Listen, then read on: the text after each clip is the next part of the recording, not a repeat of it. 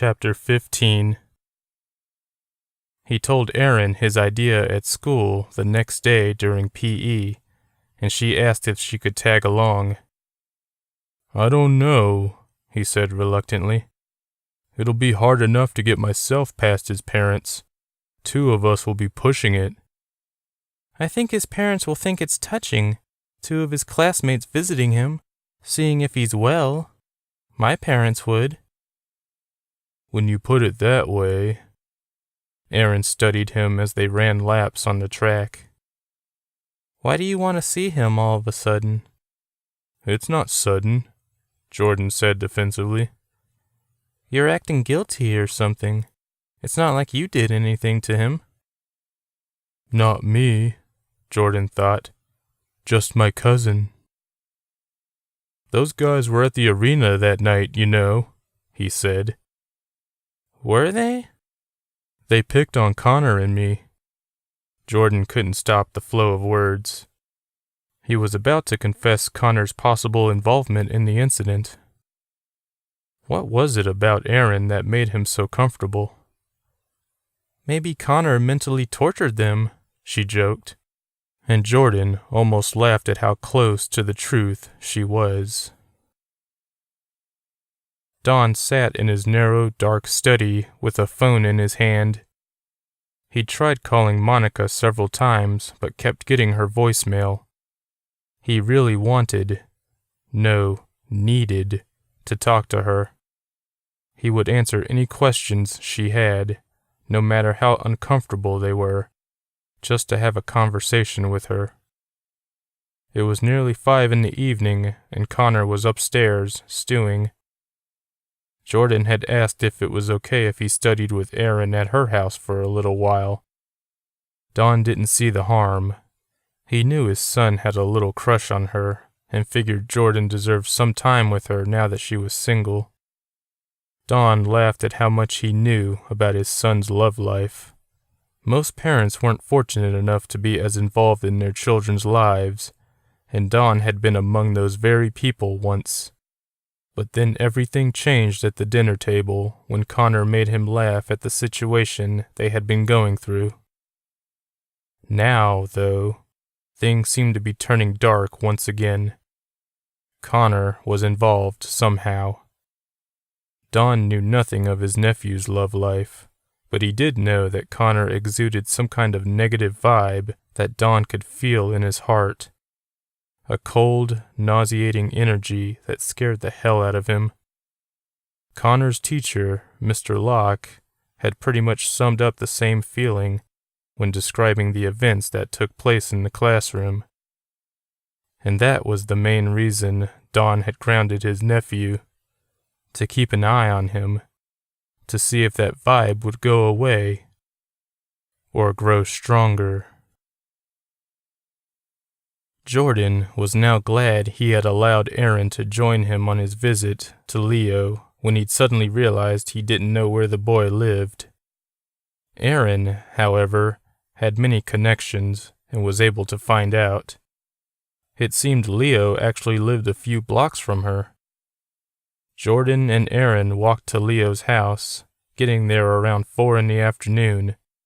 Not too late in the day, and not too early either. Mrs. Williams answered the door a moment after Jordan rang the bell.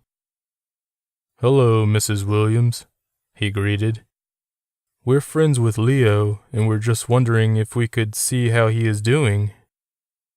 He hoped he sounded convincing when he said that. The mother looked hesitant, however. "I'm not sure," she murmured. "He's very sick right now." Jordan took stock of the woman's appearance. She didn't look too well herself. Her brown hair was thin and streaked with gray. Her eyes had dark, baggy circles beneath them.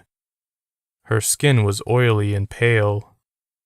Jordan could only imagine the hell her family was going through, not understanding the mystery of Leo's mental illness. "Please, Mrs. Williams?" Erin said, stepping closer to the woman. "We heard about what happened to Jack. He probably didn't have any friends visit him, to comfort him, like your son does." We just want him to know that he has people who care about him, who want him to get well." Jordan was impressed and slightly appalled by Aaron's emotional manipulation. It seemed to work, however, as Mrs. Williams stepped aside and invited them in. None of the lights were on in the house, the only source of illumination being the setting sun coming through the blinds. Even if Jordan hadn't known better, he would think something bad had happened here. It was so gloomy.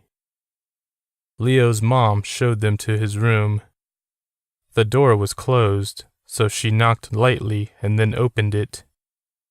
The room was even dimmer, the windows facing the east.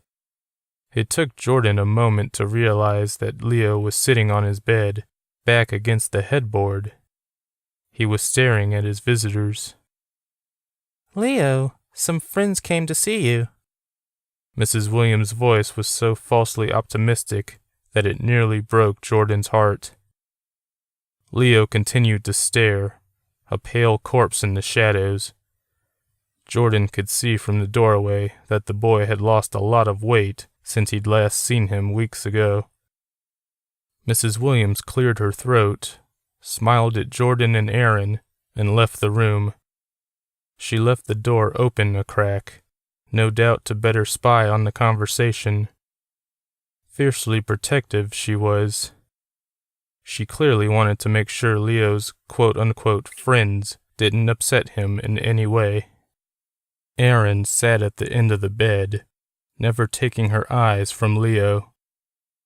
Jordan simply stood behind her. He couldn't believe he had let her come along. She would find out about Connor. Jordan had no idea what Leo would say, if he said anything at all. But if Jordan was right and his cousin was responsible for this boy's condition, did Jordan really care, though? He had already talked to Aaron about Connor's possible involvement. The situation was so strange that he couldn't deal with it on his own. He was scared, and Dad was keeping to himself a lot lately. Aaron was the only person he trusted. "Hey, Leo," Aaron said gently. "We just came to see how you were doing." "Who are you?" he whispered. Aaron looked to the cracked door before saying, "Friends. We go to the same school. We heard about what happened to you and Jack." For the first time, Leo looked directly at Jordan, and then he jumped in surprise. "Get away from me," he said in a fierce, frightened whisper. He didn't have the strength to say it any louder. Aaron looked at Jordan as she tried to comfort Leo. "We're not here to hurt you, Leo. We just want to know what happened." "His cousin happened," the boy responded, struggling against her. Jordan stepped closer. He couldn't help it. "What did Connor do to you?" Leo stopped struggling and went rigid. Tears spilled from his eyes, yet his face was blank. "Are you like him?" he asked. "I don't know," Jordan replied. "I don't think so." "Your cousin isn't human. He isn't human." Jordan stepped even closer. "What did he do?" "He showed us things in our heads. He did it to Jack first. Then Jack started screaming, only I couldn't hear it. His mouth was open, but no sound came out. And then your cousin looked into my eyes, and then I saw monsters. I was surrounded by them. They whispered my name and touched my arm. I don't know how long it went on. It felt like forever. But the next thing I remember is waking up in the hospital." Aaron placed a hand to her mouth. Jordan felt nauseated. He could only imagine what that must have been like. "Every time I fell asleep," Leo continued, "it would happen all over again. The doctors kept pumping me full of drugs that made me sleep, even when I begged them not to." "That's horrible," Aaron said quietly. Do you see them when you're awake? Jordan asked. The monsters? No, thank God. I remember your cousin saying something at the arena. He said it to me and Jack, and I think that's why Jack killed himself. He didn't want to see or feel those demons anymore, with those horrible lips all over their bodies. Jordan gasped. He'd seen those demons too, in his nightmares. What did my cousin say? More tears now. He said that for as long as we're alive, we'll always see those things.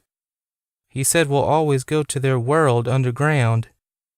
The more times we go there, the harder it will be to come back. We would be trapped there. Yet, here I still am, and Jack isn't. He always thought of me as weak, but in the end, he was the weak one. Leo smiled, and it was the most unsettling smile Jordan had ever seen on a person.